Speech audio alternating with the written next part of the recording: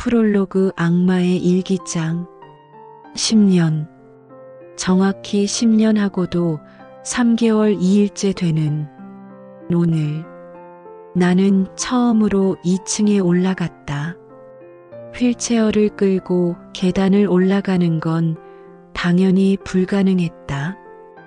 팔의 힘만으로 한 계단씩 한 계단씩 엉덩이가 아플 정도로 비비대며 기어 올라갔다. 왜 그랬을까? 그것도 정우가 약국에 간 사이에. 잠깐만 다녀올게, 미라야.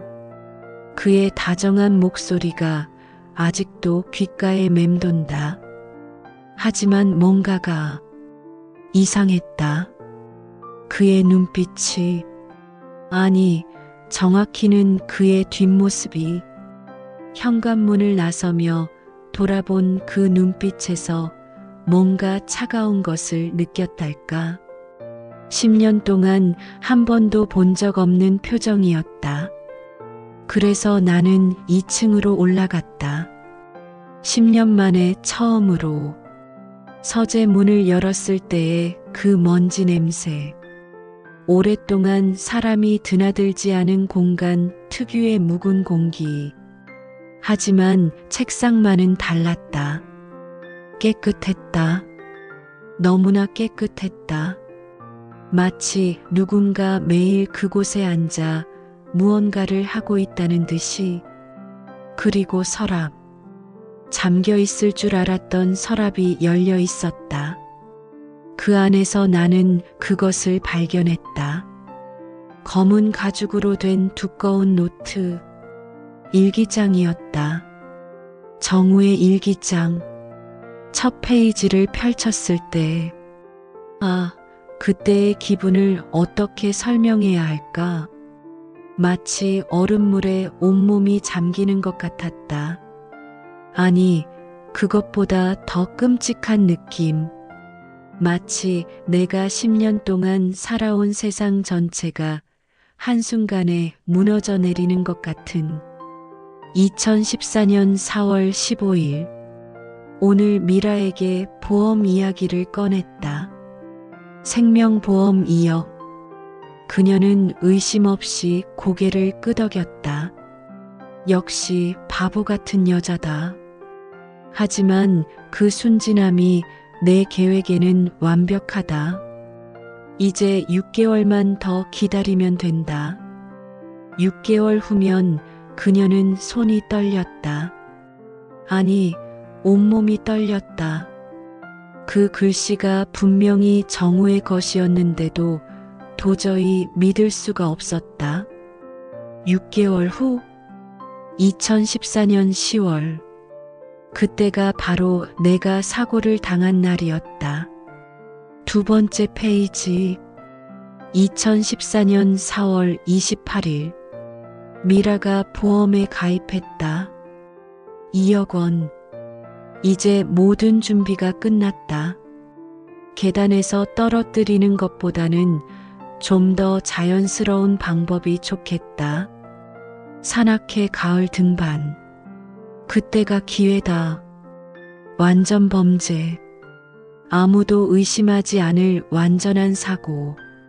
가슴이 터질 것 같았다. 10년 동안 나를 극진히 돌봐준 남편. 세상 사람들이 모두 부러워하던 그 헌신적인 남편이 나를 죽이려고 했다는 거야? 아니, 지금도 죽이려고 하고 있다는 거야? 페이지를 넘겼다. 세 번째, 네 번째, 다섯 번째. 2014년 10월 12일. 성공했다. 미라가 절벽에서 떨어졌다. 하반신 마비. 의사는 평생 못 걸을 거라고 했다. 2억 원이 바로 눈앞까지 왔는데 아직 죽지 않았다. 조금 더 기다려야겠다. 서두르면 의심받는다. 헌신적인 남편 역할을 충실히 해야지. 2016년 3월 3일. 벌써 1년 반이 지났다. 미라는 여전히 살아있다. 생각보다 질기다. 하지만 급할 것 없다. 천천히, 아주 천천히 죽여야 한다. 자연스럽게. 2019년 7월 20일. 5년이나 지났다. 이제 슬슬 지겨워진다. 매일매일 가짜 미소를 지으며 간병하는 게 이렇게 힘들 줄이야. 하지만 이제 새로운 방법을 생각해냈다. 독극물. 아주 소량씩, 아주 천천히. 그러면 자연사로 보일 것이다. 2022년 1월 1일. 새해다. 올해는 반드시 끝을 봐야겠다. 미라의 몸이 많이 약해졌다. 이제 1년이면 충분할 것 같다. 그리고 유미를 만났다. 아름다운 28살 여자. 2억 원이면 그녀와 새로운 인생을 시작할 수 있다. 미라야, 고마웠어. 곧 보내줄게. 마지막 페이지. 어제 날짜가 적혀 있었다. 2024년 11월 14일. 드디어 마지막 단계다. 오늘 구입한 약물이면 이번 주 안에 모든 게 끝난다. 10년 동안 정말 고생 많았다. 박정우. 이제 진짜 인생이 시작이야. 미라는 내일이면. 미라야, 다녀왔어. 현관문이 열리는 소리. 정우가 돌아왔다. 나는 재빨리 일기장을 원래 자리에 놓고 서랍을 닫았다. 그리고 다시 계단을 내려가기 시작했다. 한 계단씩, 한 계단씩. 하지만 이번에는 달랐다. 10년 전과는 완전히 달랐다. 이번에는 내가 알고 있었다. 그의 정체를, 그의 계획을, 그리고 내가 해야 할 일을. 미라야, 어디 있어? 다정한 목소리. 10년 동안 나를 속인 그 완벽한 연기. 하지만 이제는 안다. 저 목소리 뒤에 숨어 있는 것이 무엇인지. 여기 있어요, 여보. 나도 연기를 시작했다. 10년 만에 처음으로. 아니, 마지막으로. 그는 모른다. 자신의 일기장이 발견된 것을. 자신의 완전 범죄가 완전한 실패작이 될 거라는 것을. 그리고 가장 중요한 것. 내가 이미 일어설 수 있다는 것을 말이다. 거실로 내려와 휠체어에 앉으며 나는 생각했다. 이제 시작이야, 박정우. 진짜 게임이. 일부 천사의 두 얼굴. 1장. 10년의 거짓말. 미라야, 물 좀 갖다 줄까? 정우의 목소리가 부엌에서 들려왔다. 평소와 똑같은 다정한 목소리. 하지만 이제는 안다. 그 목소리 뒤에 숨어 있는 것이 무엇인지. 고마워요, 여보. 나는 최대한 자연스럽게 대답했다. 휠체어에 앉아 TV를 보고 있는 척하면서. 하지만 실제로는 그의 모든 움직임을 예의주시하고 있었다. 10년 동안 한 번도 의심해 본 적 없었던 그 손길들을. 물컵을 들고 오는 정우의 얼굴. 여전히 따뜻한 미소를 띠고 있었다. 오늘 컨디션은 어때? 다리에 감각이 좀 있어? 그의 관심 어린 질문. 예전 같으면 고마워서 눈물이 날 뻔했을 그 말들. 하지만 이제는 2022년 1월 1일. 미라의 몸이 많이 약해졌다. 이제 1년이면 충분할 것 같다. 일기장의 그 문장이 머릿속에 떠올랐다. 아직은 별로 달라진 게 없어요. 그래도 포기하면 안 되지. 의사 선생님도 꾸준히 재활하면 언젠가는 좋아질 수도 있다고 했잖아. 포기하면 안 된다고? 정말 웃기는 소리였다. 그가 가장 바라는 건 내가 포기하는 것 아니었나? 아니, 더 정확히는 내가 죽는 것. 물컵을 받아들며 나는 그를 올려다봤다. 정말 고마워요, 여보. 당신이 아니었으면 진작. 무슨 소리야? 우리 부부잖아. 그의 손이 내 어깨를 다정하게 어루만졌다. 10년 동안 매일같이 받았던 그 따뜻한 손길. 하지만 지금 그 손이 얼마나 차갑게 느껴지는지. 마치 독사의 혀처럼. 미라야. 네. 나 없으면 정말 힘들지? 혼자서는 아무것도 못하니까. 그 말을 들은 순간 온몸에 소름이 돋았다. 겉으로는 걱정하는 듯한 말투였지만 그 속에 담긴 진짜 의미를 나는 알고 있었다. 너는 나 없이는 살 수 없어. 그러니까 조용히 죽어줘.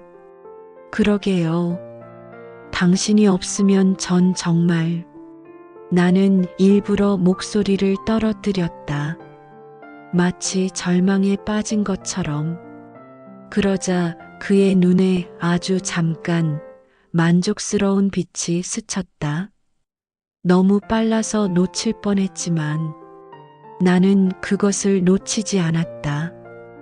119 구조대원이었을 때 배운 것. 위급한 상황에서는 사람의 표정이 아주 순간적으로 진실을 드러낸다는 것을. 그런 생각하지 마. 내가 항상 옆에 있을게. 항상 옆에 있을 거라고. 그래, 나를 죽일 때까지는 말이지. 물을 마시는 척하며 나는 생각했다. 10년 동안 이 남자는 완벽한 연기를 해왔구나. 매일 아침 잘 잤어? 라고 묻던 그 목소리. 매일 밤 내일은 더 좋아질 거야 라고 위로하던 그 말들. 휠체어를 밀어주며 산책을 나갔던 그 다정한 손길들. 모든 게 거짓이었다. 모든 게 연기였다. 나를 죽이기 위한 완벽한 위장이었다. 여보, 응? 그때 사고 났을 때 기억나요? 갑자기 던진 질문에 정우가 잠깐 굳었다. 아주 잠깐. 하지만 나는 그것도 놓치지 않았다. 왜 갑자기 그런 얘기를? 그냥 가끔 생각나서요. 제가 왜 그때 그 바위에서 발을 헛디뎠을까 하고. 사고는 언제나 예상치 못한 순간에 일어나는 거야. 그게 사고지. 사고라고? 일기장에는 분명히 적혀 있었는데 계단에서 떨어뜨리는 것보다는 좀 더 자연스러운 방법이 좋겠다. 산악회 가을 등반. 그때가 기회다. 자연스러운 방법이라고 했잖아. 계획된 살인이라고 했잖아. 그때 당신이 제 손을 잡으려고 했던 거 기억나요? 이번에는 확실히 그의 얼굴이 굳어졌다. 당연히 기억하지. 내가 얼마나 뭐요? 얼마나 자책했는지 몰라. 내가 더 빨리 잡았어야 했는데. 더 빨리 잡았어야 했다고? 정말 웃기는 소리였다. 그는 나를 잡으려 하지 않았다. 오히려 그때 그의 눈빛이 갑자기 떠올랐다. 추락하는 순간 내가 마지막으로 본 그의 표정. 당시에는 놀람과 절망으로 가득한 얼굴로 생각했었는데 지금 생각해보니 그게 아니었다. 그때 그의 눈에 있던 것은 안도감이었다. 계획이 성공했다는 안도감. 미라야, 괜찮아? 정우가 내 어깨를 흔들었다. 아, 네, 괜찮아요. 얼굴이 새하얘졌어. 무슨 생각을 그렇게 깊게 했어? 무슨 생각을 했냐고? 당신이 얼마나 완벽한 살인자인지 생각했다고 말할까? 10년 동안 나를 얼마나 철저히 속였는지 생각했다고 할까? 별 생각 없어요. 그냥 가끔 그때가 생각나서 그런 생각하지 마. 이미 지난 일이야. 지난 일이라고? 당신에게는 지난 일이겠지. 성공적으로 나를 반신불구로 만들었으니까. 이제는 천천히 독살하기만 하면 되니까. 하지만 나에게는 지난 일이 아니야. 지금도 진행 중인 일이야. 당신의 살인 계획이 말이지. 여보, 응? 사랑해요. 갑자기 내가 던진 말에 정우가 놀란 표정을 지었다. 갑자기 왜 그래? 그냥 말하고 싶어서요. 당신이 없었다면 전 진작 포기했을 거예요.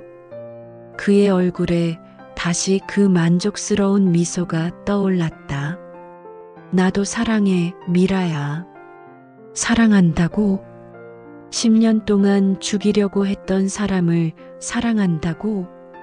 정말 완벽한 거짓말쟁이였다. 하지만 이제 나도 거짓말을 배웠어. 당신한테서 말이야. 저녁 뭐 먹을까요? 뭐가 먹고 싶어? 당신이 좋아하는 거요. 미라가 좋아하는 게 내가 좋아하는 거지. 또 완벽한 대답. 10년 동안 연습해온 완벽한 대사. 하지만 이제는 안다. 당신이 좋아하는 건 내가 죽는 거라는 걸. 2장. 독이 든 물잔. 미라야, 약 먹을 시간이야. 저녁 식사 후 정우가 약통을 들고 왔다. 하얀색 작은 알약들. 10년 동안 매일같이 먹어온 그 약들. 혈액순환 개선제라고 했었지. 하반신 마비에 도움이 된다면서. 하지만 이제는 안다. 그 약들이 정말로 무엇인지. 2019년 7월 20일. 독극물. 아주 소량씩, 아주 천천히. 그러면 자연사로 보일 것이다. 일기장의 그 문장이 머릿속을 맴돌았다. 고마워요. 나는 평소처럼 약을 받아들었다. 하지만 이번에는 달랐다. 입에 넣는 척하면서 혀 밑에 숨겼다. 물을 마시는 척하면서도 약은 삼키지 않았다. 다 먹었어? 네. 거짓말. 10년 만에 처음으로 하는 거짓말. 정우가 약통을 정리하는 사이 나는 조심스럽게 약을 손바닥에 뱉었다.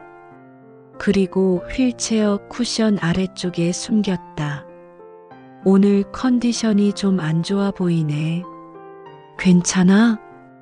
그가 걱정스러운 표정으로 물었다. 걱정스럽다고? 내가 죽어가고 있어서 기분이 좋은 거 아니야? 조금 어지러워요. 그럼 일찍 자는 게 좋겠다. 내가 침실로 데려다 줄게. 그의 손이 휠체어 손잡이를 잡았다. 10년 동안 수없이 반복했던 그 행동. 하지만 오늘은 소름이 돋았다. 침실로 가는 길. 복도의 불빛이 정우의 뒷모습을 길게 늘어뜨렸다. 그 그림자가 마치 거대한 괴물 같아 보였다. 자, 도착했어. 침실 문을 열며 정우가 말했다. 우리의 침실. 10년 동안 함께 잤던 그 침실. 하지만 이제는 무서웠다. 정말 무서웠다. 침대로 옮겨드릴게. 그의 팔이 내 몸을 감쌌다. 예전에는 든든하고 따뜻하게 느껴졌던 그 품. 이제는 차갑고 위험하게만 느껴졌다. 침대에 누워서도 계속 그를 지켜봤다. 혹시 이상한 행동을 하지는 않는지. 편히 자, 미라야. 그가 이마에 키스를 했다. 10년 동안 매일 밤 해주던 그 키스.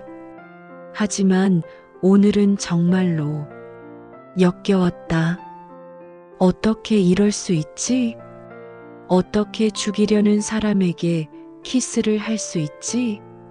정우가 방을 나가고 문이 닫혔다. 나는 한동안 가만히 누워 있었다. 그의 발소리가 완전히 사라질 때까지. 그리고 조용히 일어났다. 그렇다. 일어났다. 내 두 다리로. 2년 전부터 나는 걸을 수 있었다. 완전히는 아니지만 짧은 거리 정도는. 하지만 아무에게도 말하지 않았다. 정우에게도. 왜인지 모르게 숨기고 싶었다. 뭔가 이상하다는 직감 때문이었을까? 아니면 그냥 그를 놀래켜주고 싶어서였을까? 어쨌든 다행이었다. 정말 다행이었다. 만약 그때 말했다면 그는 더 서둘렀을 거야. 더 빨리 나를 죽이려고 했을 거야. 조심스럽게 방문을 열고 복도로 나왔다. 정우는 거실에서 TV를 보고 있었다. 나는 부엌으로 향했다. 그가 매일 내게 주던 그 약들을 찾아야 했다. 부엌 찬장, 서랍, 냉장고. 구석구석 뒤졌지만 찾을 수 없었다. 그럴 수밖에. 중요한 증거를 부엌에 둘 리가 없지. 다시 조심스럽게 계단을 올라갔다. 2층 서재. 일기장이 있던 그곳. 서랍을 다시 열어봤다. 일기장 옆에 있었다. 작은 유리병. 라벨도 없는 투명한 유리병. 그 안에 하얀 가루가 들어 있었다. 이게 바로 그거구나. 나를 서서히 죽이려던 그 독. 손이 떨렸다. 분노 때문인지, 공포 때문인지, 아니면 둘 다 때문인지. 유리병을 들고 내려와 부엌으로 갔다. 그리고 찬장에서 작은 봉지를 꺼냈다. 가루를 조금씩 나누어 담았다. 하나는 보관용으로, 하나는 다른 용도로. 미라야? 갑자기 정우의 목소리가 들렸다. 화장실 갔다 와요. 재빨리 대답하며 유리병을 원래 자리에 돌려놨다. 그리고 다시 침실로 돌아와 누웠다. 심장이 터질 것 같았다. 하지만 이제 계획이 생겼다. 복수 계획이. 다음 날 아침, 정우가 평소처럼 약을 가져왔다. 오늘은 컨디션이 어때? 좀 나아진 것 같아요. 그래, 다행이네. 그의 눈에 아쉬움이 스쳤다. 아주 살짝. 하지만 나는 놓치지 않았다. 내가 나아진다는 말에 실망하는 그 표정을. 약 먹자. 네. 이번에도 먹는 척만 했다. 하지만 정우는 눈치채지 못했다. 10년 동안 완전히 믿어온 아내가 갑자기 연기를 시작할 거라고는 꿈에도 생각하지 못했을 테니까. 여보, 응? 오늘은 혼자 있고 싶어요. 좀 피곤해서.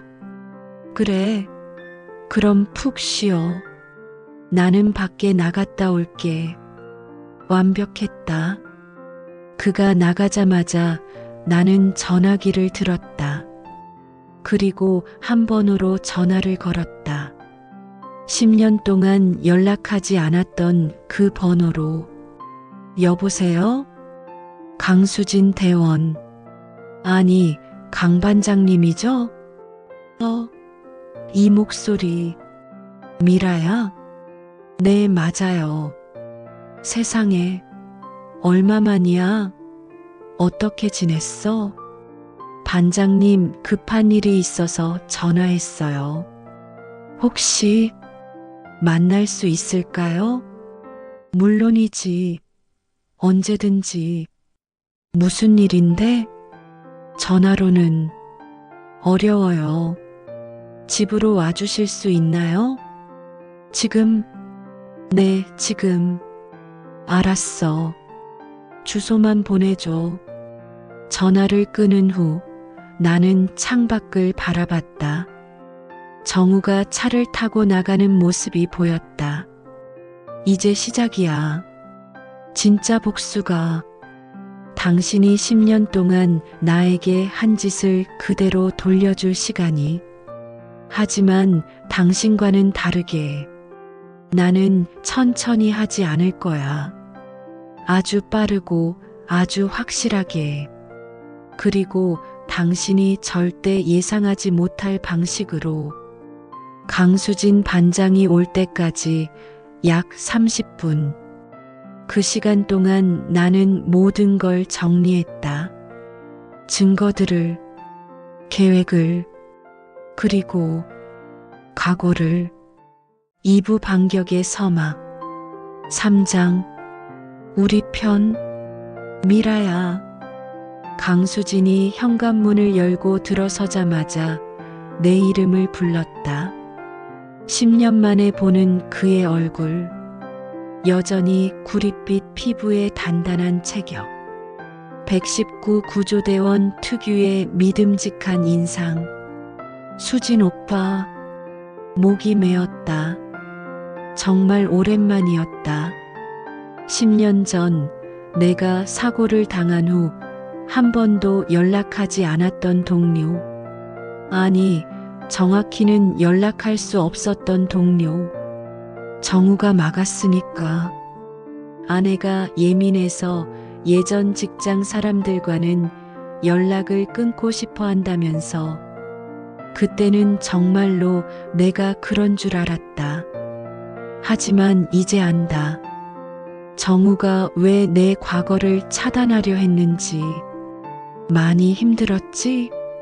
수진이 내 앞에 앉으며 말했다. 휠체어에 앉은 나를 보는 그의 눈빛에는 동정이 아닌 뭔가 다른 감정이 있었다. 분노? 아니면 의심? 오빠 혹시? 응, 나도 이상하다고 생각했어. 내가 말을 끝내기도 전에 수진이 먼저 말했다. 뭐가요? 너 사고. 그때부터 계속 이상하다고 생각했다고. 가슴이 뛰었다. 역시 수진 오빠는 눈치챘구나. 어떤 게 이상했는데요? 일단 내 남편 행동이. 수진이 주변을 둘러보더니 목소리를 낮췄다. 사고 현장에서 말이야. 보통 가족이 다치면 완전 패닉 상태가 되잖아. 울고불고 하면서. 네. 그런데 그 사람은 너무 침착했어. 마치 예상하고 있었던 것처럼 온몸에 소름이 돋았다. 그때도 그랬구나. 그때도 정우는 연기를 했구나. 그리고 구조 과정에서도 이상했어. 우리가 너를 끌어올리려고 할 때 그 사람이 계속 조심히 하라. 더 다칠 수 있다면서 말렸거든. 그럴 수도 있는 거 아니에요? 미라야, 우리 몇 년 동안 같이 일했는데 내가 그것도 모르겠어? 그런 상황에서는 일단 생명부터 구하는 게 우선이야. 부상은 나중 문제고. 맞다. 수진 오빠 말이 맞다. 응급 상황에서는 생명이 최우선. 그런데 정우는 왜? 혹시 구조를 늦추려고 했던 건 아닐까요? 내 말에 수진의 눈이 번쩍였다. 너도 그렇게 생각해? 사실은 더 심각한 얘기가 있어요. 나는 숨을 깊게 들이쉬었다. 그리고 모든 걸 말했다. 일기장 이야기부터 시작해서 10년간의 독살 계획까지. 수진의 얼굴이 점점 굳어갔다. 이 미친 새끼가. 저주가 절로 나왔다. 증거는 있어? 네. 일기장이랑 독극물도. 작은 봉지를 꺼내서 보여줬다. 이걸 매일 먹으라고 줬어요. 약이라면서. 수진이 봉지를 받아들고 자세히 살펴봤다. 이거 성분 분석을 해봐야겠다. 내가 아는 약사가 있어. 오빠, 근데 혼자서는 힘들 것 같아요. 정우가 정말 치밀해요. 걱정하지 마. 나 혼자 아니야. 예. 우리 팀 애들 다들 너 기억해. 그때 사고 이후로 계속 이상하다고 얘기했었어. 정말? 내 동료들이? 민호, 정훈, 영석이 다들 내 소식을 궁금해했어. 그런데 내 남편이 미라가 사람 만나는 걸 힘들어한다면서 연락을 차단하더라고. 그 순간 모든 게 이해됐다. 정우가 왜 내 휴대폰을 바꿔줬는지, 왜 예전 연락처들을 모두 지웠는지, 왜 집 전화도 자기가 관리한다고 했는지, 나를 완전히 고립시키려 했던 거야. 오빠들 다 괜찮아요? 당연하지. 얘들이 이 소식 들으면 완전 뒤집어질걸. 수진이 핸드폰을 꺼냈다. 지금 연락해볼까? 네. 잠시 후 수진의 핸드폰이 울렸다. 민호야, 나야. 지금 어디야? 집에 있는데? 정훈이랑 영석이도 불러. 급한 일이 있어. 무슨 일인데? 미라 얘기야. 전화기 너머로 민호의 목소리가 확 달라졌다. 미라, 한미라 말이야? 무슨 일이야? 전화로는 안 되고. 일단 와. 주소 보낼 테니까. 30분 후 현관문이 열리면서 3명의 남자가 들어왔다. 김민호, 박정훈, 이영석. 모두 내가 119에서 함께 일했던 동료들. 10년 만에 보는 그들의 얼굴. 미라야. 민호가 가장 먼저 달려와 내 손을 잡았다. 많이 힘들었지? 그 순간 눈물이 왈칵 쏟아졌다. 10년 동안 억눌러온 모든 감정들이 터져나왔다. 울지 마, 미라야. 이제 우리가 있잖아. 정훈이 내 어깨를 다독였다. 그런데 갑자기 왜 연락한 거야? 무슨 일이야? 영석의 질문에 나는 다시 한번 모든 걸 설명했다. 네 사람 모두 충격에 빠졌다. 이 개자식이 미친놈이 진짜 10년 동안 그런 짓을? 분노에 찬 목소리들. 하지만 그 분노가 고마웠다. 내 편이 되어주는 사람들이 있다는 게. 그래서 우리한테 뭘 원해? 수진이 차분하게 물었다. 도와주세요. 정우를 벌받게 해주세요. 당연하지. 우리가 가만히 있을 것 같아? 민호가 주먹을 꽉 쥐었다. 하지만 신중하게 해야 해. 그놈이 10년 동안 완벽하게 연기해온 거라면 증거도 철저히 인멸했을 거야. 정훈의 말이 맞았다. 다행히 일기장이 있긴 하지만 필체 감정이나 그런 것들도 거쳐야 하고, 그리고 이 독극물도 정확한 성분 분석이 필요해. 영석이 봉지를 들며 말했다. 시간이 얼마나 걸릴까요? 일주일 정도?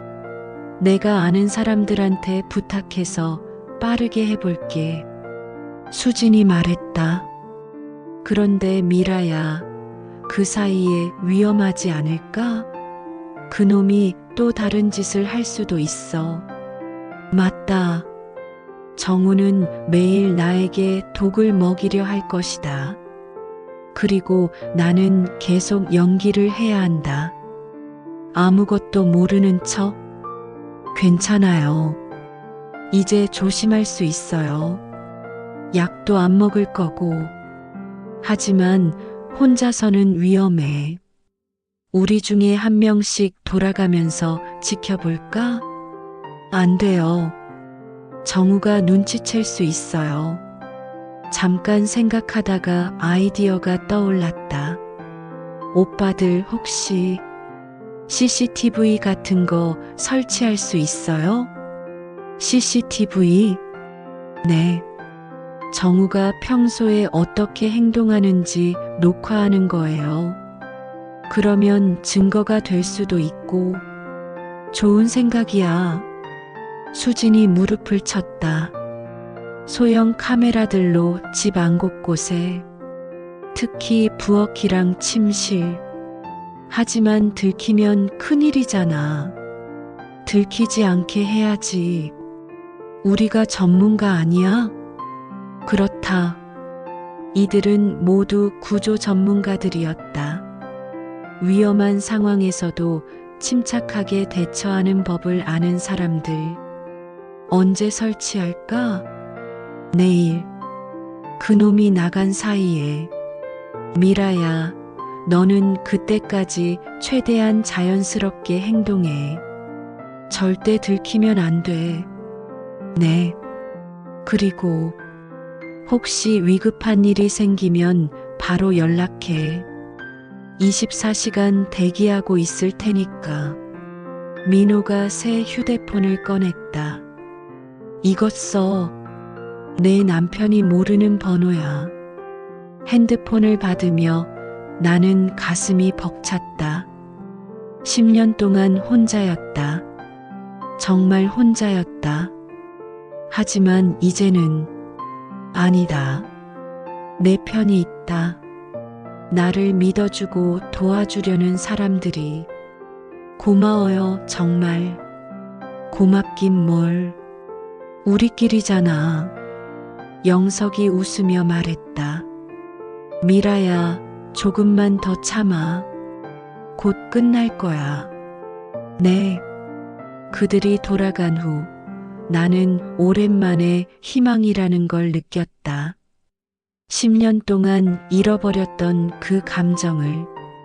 이제 정말로 시작이다. 정우 vs 나와 내 동료들. 과연 누가 이길까? 10년 동안 완벽하게 연기해온 살인자? 아니면 진실을 알고 복수를 다짐한 피해자와 그 동료들.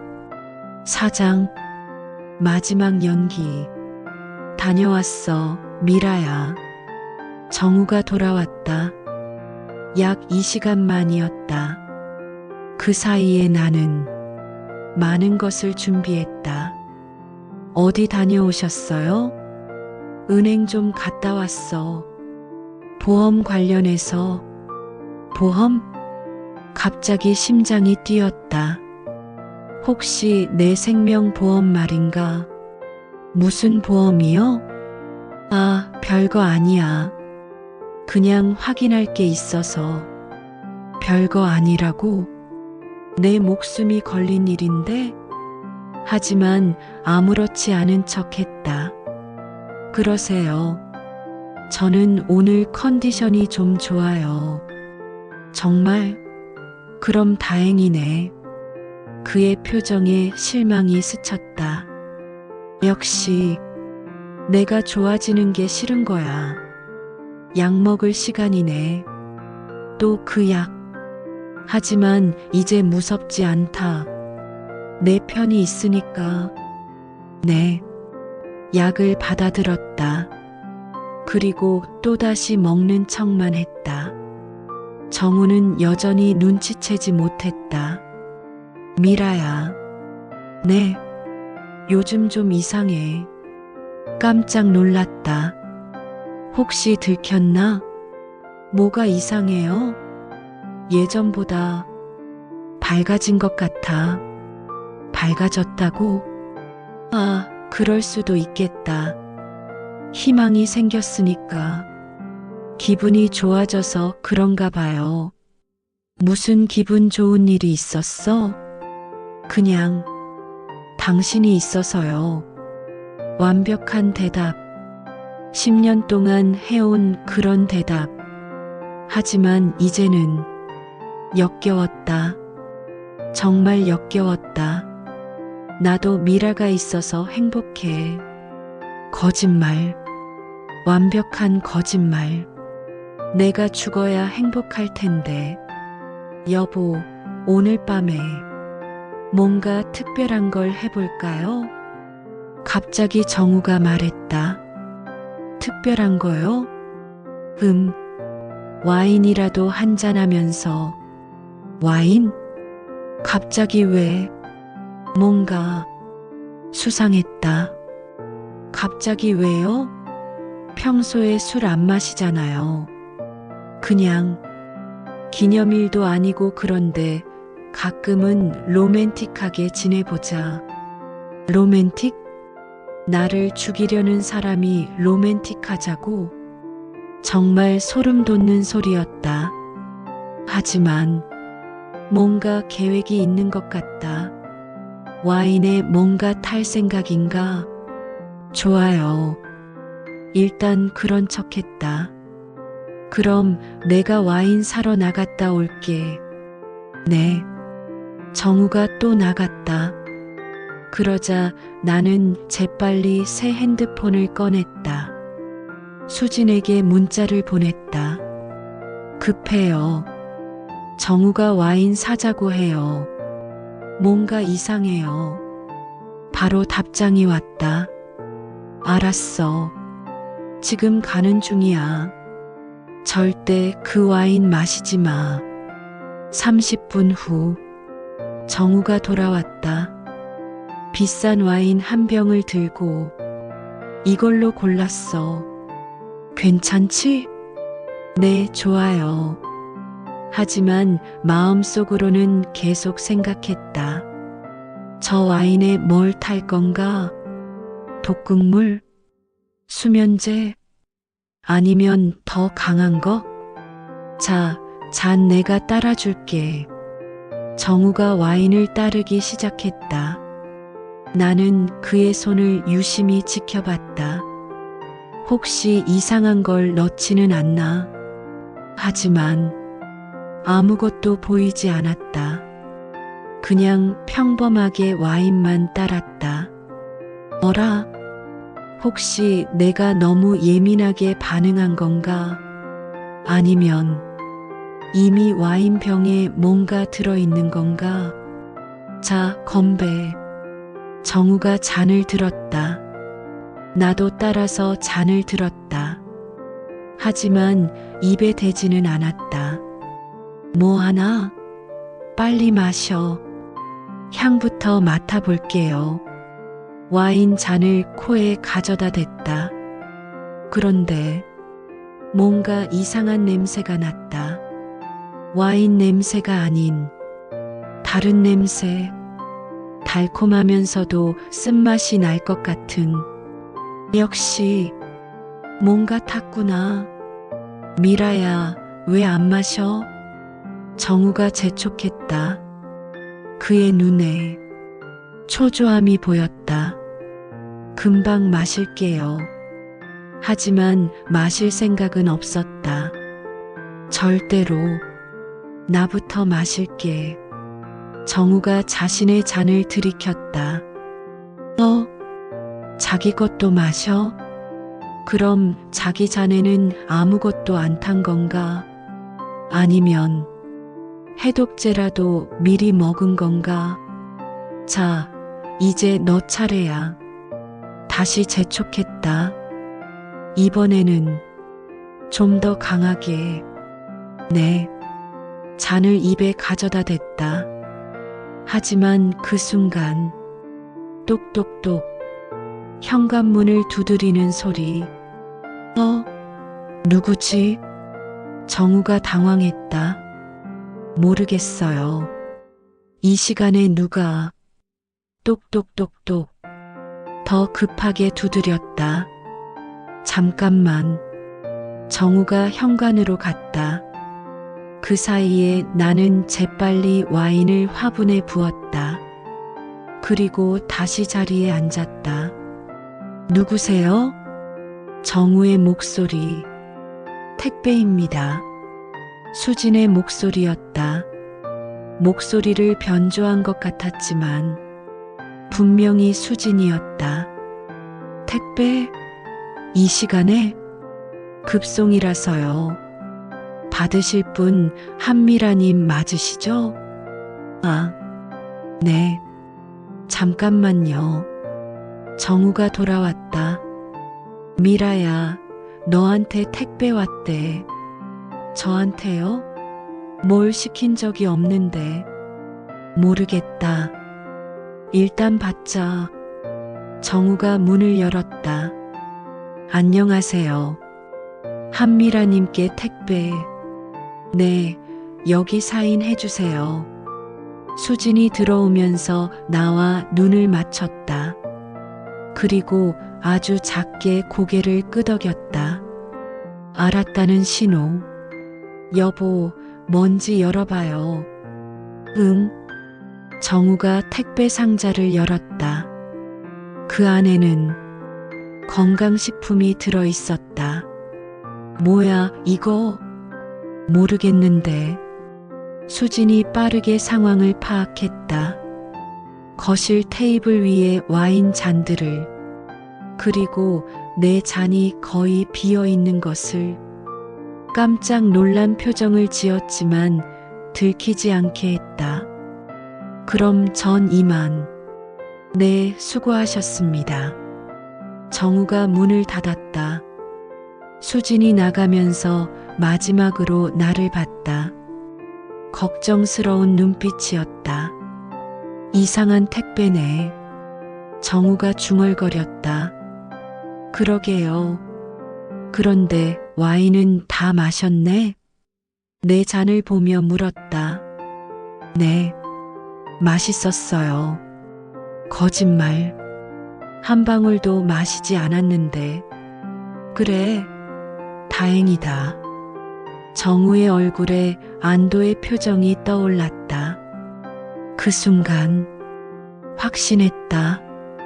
정말로 그 와인에 뭔가 탔구나.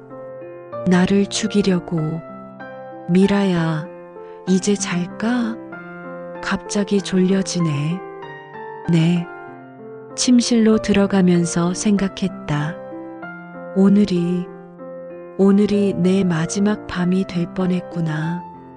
만약 수진 오빠가 오지 않았다면, 만약 내가 그 와인을 마셨다면, 지금쯤 이미 편히 자, 미라야. 또 이마에 키스를 했다. 하지만 이번에는 다른 의미였다. 진짜 마지막 키스라고 생각하고 한 거겠지. 정우가 나간 후 나는 한동안 눈을 감고 있었다. 심장이 너무 빨리 뛰어서 잠들 수 없었다. 그리고 생각했다. 이제 정말 끝이구나. 내일이면 모든 게 끝날 것 같다. 정우는 분명히 내가 죽지 않은 걸 이상하게 생각할 거야. 그리고 더 확실한 방법을 쓰려 할 거야. 하지만 나도 준비됐어. 수진 오빠들과 함께 이제 마지막 연기만 남았다. 내 인생 최고의 연기. 정우를 완전히 속일 수 있는, 그리고 그를 함정에 빠뜨릴 수 있는 그런 완벽한 연기. 새벽 3시, 정우가 조심스럽게 침실 문을 열고 들어왔다. 나는 눈을 감고 잠든 척했다. 그가 내 곁으로 다가왔다. 미라야? 작게 불렀다. 대답하지 않았다. 죽은 척했다. 미라, 이번에는 조금 더 크게. 그래도 대답하지 않았다. 그러자 정우가 내 손목을 잡았다. 맥박을 재는 건가? 한동안 그렇게 있더니 중얼거렸다. 왜 안 죽어? 그 말을 들은 순간 온몸이 얼어붙었다. 10년 동안 함께 잤던 침실에서 내 옆에서 그런 말을 하다니. 하지만 참았다. 끝까지 연기했다. 정우가 다시 나갔다. 그리고 나는 조용히 눈물을 흘렸다. 분노의 눈물을, 복수의 다짐을 담은 눈물을.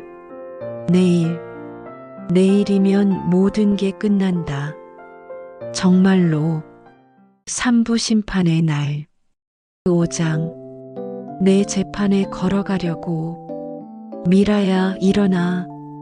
정우의 목소리에 눈을 떴다. 아침 7시, 평소보다 일찍 깨운 거였다. 벌써 아침이에요? 응. 오늘 병원에 가자. 병원? 갑자기? 왜요? 어디 아픈 데라도 있어요? 너 말이야. 어젯밤에 많이 힘들어하는 것 같더라. 힘들어했다고? 언제? 아, 연기한 걸 말하는 건가? 죽은 척한 것을? 별로 안 힘들었는데. 아니야. 분명히 어디 아픈 데가 있을 거야. 정우의 목소리에 이상한 조급함이 섞여 있었다. 뭔가 계획이 틀어져서 당황한 것 같은. 정밀 검사를 받아보자. 정밀 검사라고? 혹시 내가 독을 먹지 않은 걸 확인하려는 건가? 아니면 더 확실한 방법을 쓰려는 건가? 괜찮다고요, 여보. 안 돼. 반드시 가야 해. 강요였다. 명령이었다. 10년 만에 처음 듣는 그런 톤. 알겠어요. 일단 순응하는 척했다. 하지만 마음속으로는 수진에게 연락할 생각을 했다. 그럼 준비할게. 응, 빨리. 정우가 나가자마자 나는 핸드폰을 꺼냈다. 병원 간다고 해요. 뭔가 이상해요. 바로 답장이 왔다. 어느 병원? 우리도 따라갈게. 아직 모르겠어요. 출발하면 다시 연락할게요. 30분 후 정우가 휠체어를 밀며 나를 차로 데려갔다. 어느 병원가요? 성모병원. 성모병원. 거기는 정우가 아는 의사가 있는 곳이었다. 10년 전에도 거기서 진료를 받았었지. 혹시 그 의사도 공모자인 건가? 차 안에서 나는 조심스럽게 문자를 보냈다. 성모병원이에요. 알았어. 우리도 간다. 병원에 도착했다. 정우가 휠체어를 밀어주며 엘리베이터를 탔다. 5층 내과였다. 안녕하세요, 박 선생님. 정우가 한 의사에게 인사했다. 50대 중반 정도 되어 보이는 남자. 박재현 과장이라고 명패에 적혀 있었다. 어서 오세요. 부인이 박 의사가 나를 보며 말했다. 하지만 그 눈빛이 뭔가 이상했다. 동정이 아닌 다른 감정, 마치 이미 죽은 사람을 보는 것 같은. 오늘 컨디션이 많이 안 좋아 보이시네요. 네, 전 괜찮은데. 아니에요, 선생님. 어젯밤에 많이 힘들어 했어요. 정우가 끼어들었다. 그럼 정밀 검사를 해보죠. 박 의사가 간호사를 불렀다. 혈액 검사부터 하겠습니다. 혈액 검사? 혈액을 뽑아서 뭘 확인하려는 건가? 내가 독을 먹었는지, 아니면 갑자기 무서워졌다. 혹시 혈액을 뽑는 척 하면서 다른 걸 주사하려는 건 아닐까? 독극물이나 공기 같은 걸? 잠깐만요. 나는 간호사의 손을 막았다. 혈액 검사가 꼭 필요한가요? 네. 정확한 진단을 위해서는. 하지만 전 별로. 미라야. 정우가 내 어깨를 눌렀다. 꽤 세게. 선생님 말씀 들어야지. 위협이었다. 은근한 위협. 하지만 나는 더 이상 10년 전의 내가 아니었다. 싫어요. 뭐? 정우가 놀랐다. 혈액 검사 싫어요. 무서워요. 미라야, 갑자기 왜 그래? 그냥 오늘은 하기 싫어요. 박 의사와 정우가 서로 눈을 마주봤다. 그 순간 확신했다. 이 둘이 공모자구나. 부인, 검사를 받으셔야. 싫다고 했잖아요. 나는 목소리를 높였다. 집에 갈래요. 미라야. 정우가 화를 냈다. 10년 만에 처음으로 진짜 얼굴을 드러낸 거였다. 그 순간 똑똑똑 진료실 문을 두드리는 소리. 들어오세요. 박 의사가 말했다. 문이 열리면서 수진이 들어왔다. 제복을 입고. 그리고 그 뒤로 민호, 정훈, 영석이 따라 들어왔다. 모두 경찰복을 입고 있었다. 경찰입니다. 수진이 신분증을 보여줬다. 박정우 씨, 박재현 씨 체포합니다. 뭐라고요? 정우가 당황했다. 살인 미수 혐의로 체포합니다. 살인 미수? 무슨 소리예요? 10년간 부인을 독살하려 한 혐의입니다. 수진이 일기장을 꺼냈다. 이건 어디서? 정우의 얼굴이 창백해졌다. 그리고 이 독극물도요. 작은 유리병을 보여줬다. 성분 분석 결과 청산가리 성분이 검출되었습니다. 청산가리. 정말로 청산가리였구나. 박재현 의사도 공모 혐의로 체포합니다. 저는 아무것도 10년 전 사고 당시 허위 진단서 작성, 그리고 오늘 독극물 주사 시도. 증거는 뭐가 있다고. 그때 영석이 작은 카메라를 보여줬다. 다 녹화되어 있습니다. 방금 전 대화까지. 정우가 주저앉았다. 안 돼. 박정우, 당신에게는 묵비권이 있습니다. 수갑이 채워졌다. 10년 만에 정의. 그런데 아직 끝나지 않았다. 잠깐. 나는 휠체어에서 일어났다. 천천히. 하지만 확실하게. 내 두 다리로. 미라. 정우가 충격에 빠진 얼굴로 나를 봤다. 놀랐지? 나는 그에게 다가갔다. 2년 전부터 걸을 수 있었어. 그럼 왜 말 안 했냐고? 나는 그의 얼굴 앞에서 멈췄다. 너 때문이야. 뭔가 이상하다고 생각했거든.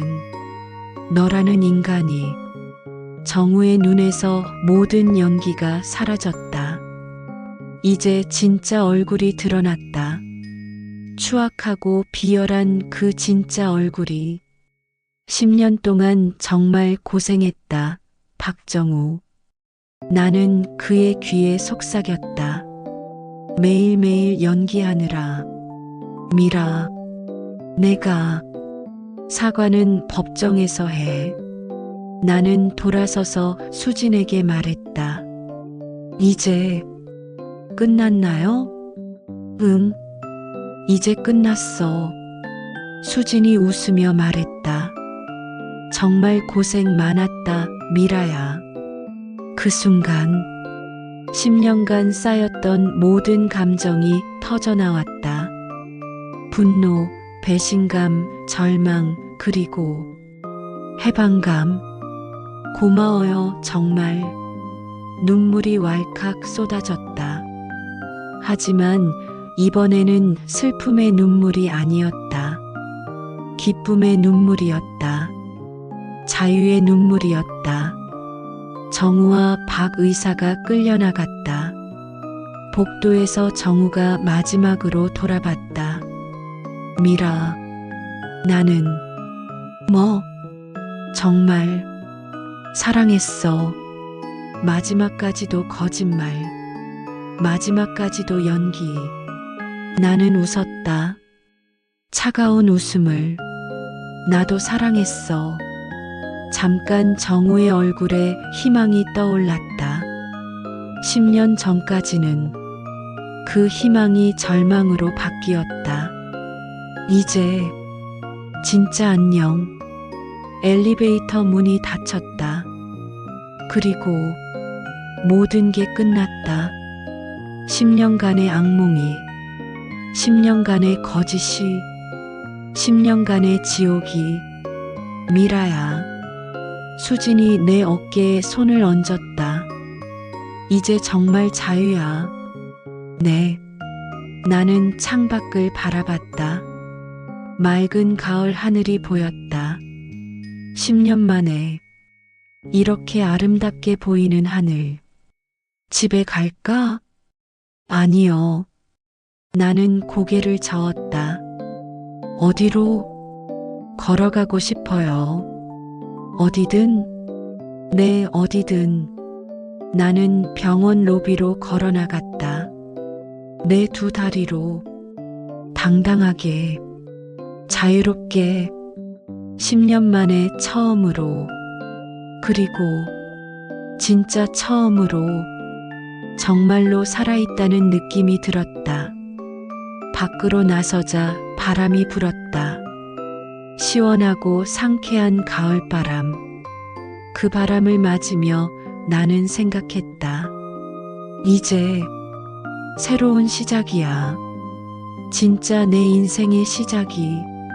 그 에필로그 새로운 시작. 6개월 후. 한미라 씨, 이제 정말 완전히 회복되셨네요. 재활의학과 김 교수가 웃으며 말했다. 네, 정말 꿈만 같아요. 나는 진료대에서 일어나 몇 걸음 걸어 보였다. 자연스럽고 당당한 걸음걸이. 10년 전, 아니, 그보다 더 건강했을 때의 그 걸음. 기적이라고 해야 할까요? 의학적으로는 설명하기 어려운 일이에요. 기적이라고? 그럴지도 모르겠다. 하지만 나는 안다. 진짜 기적은 따로 있다는 걸. 진실을 알게 된 것. 용기를 찾은 것. 그리고 다시 살아갈 힘을 얻은 것. 병원을 나서며 나는 하늘을 올려다봤다.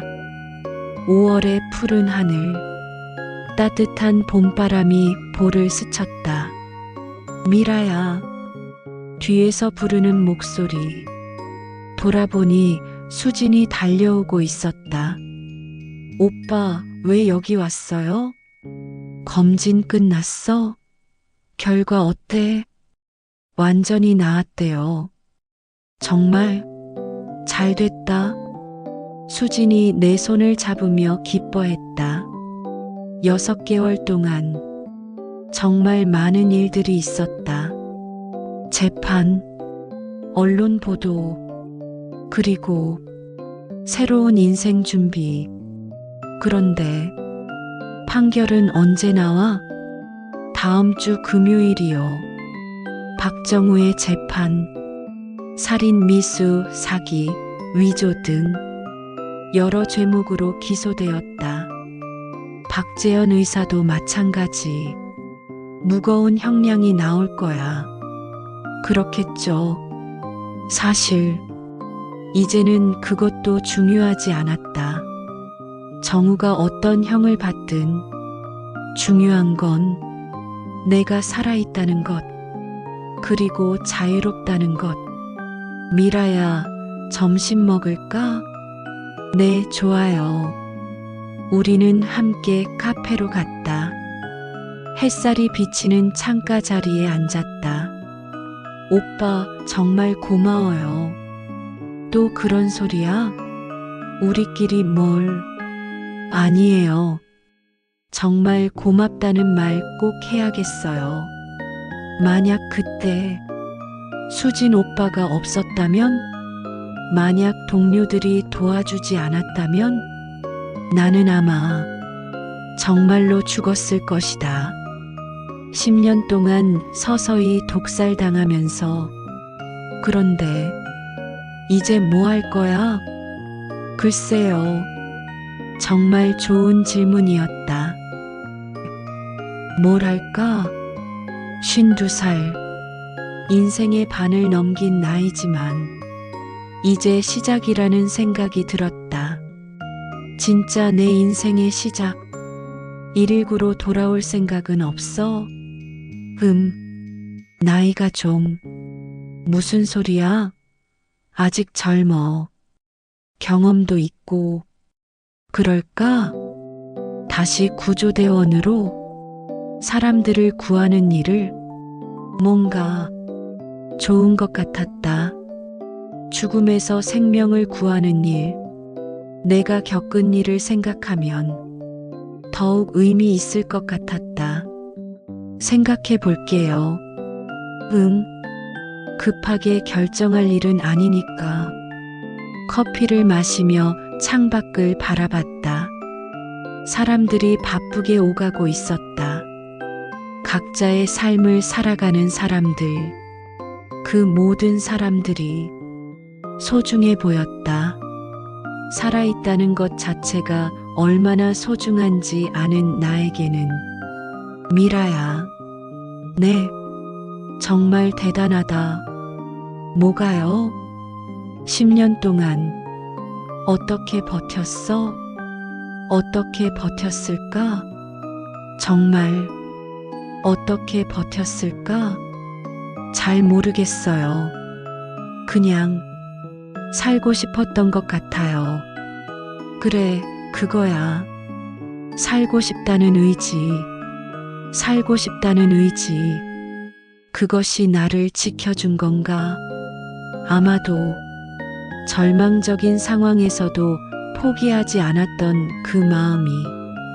카페를 나서며 수진이 물었다. 집에 갈래? 아니요. 좀 더 걸을래요. 어디로? 그냥 아무데나. 우리는 길을 걸었다. 특별한 목적지 없이 그냥 걷는 것 자체가 좋았다. 내 두 다리로, 내 의지로, 아무도 나를 막을 수 없는 자유로운 걸음으로. 수진 오빠, 응? 저 책 쓸까 생각 중이에요. 책? 네. 제 이야기를요. 좋은 생각이야 많은 사람에게 용기를 줄 수 있을 거야. 용기. 그래, 용기. 나와 같은 상황에 있는 사람들에게 절망하지 말라고, 포기하지 말라고, 진실은 반드시 밝혀진다고, 정의는 반드시 실현된다고. 제목은 뭐로 할까요? 악마는 내 침대 옆에 누워있다는 어때?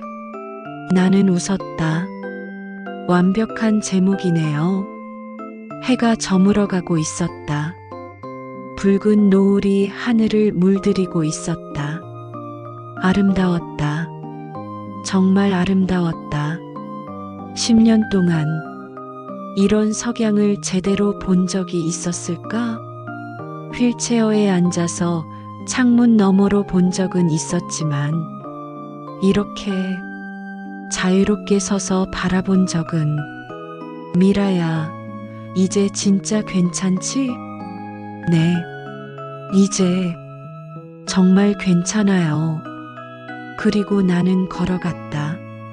석양을 향해, 새로운 내일을 향해, 내 두 다리로 당당하게, 자유롭게 10년간의 지옥에서 벗어나 진짜 내 인생을 향해 걸어서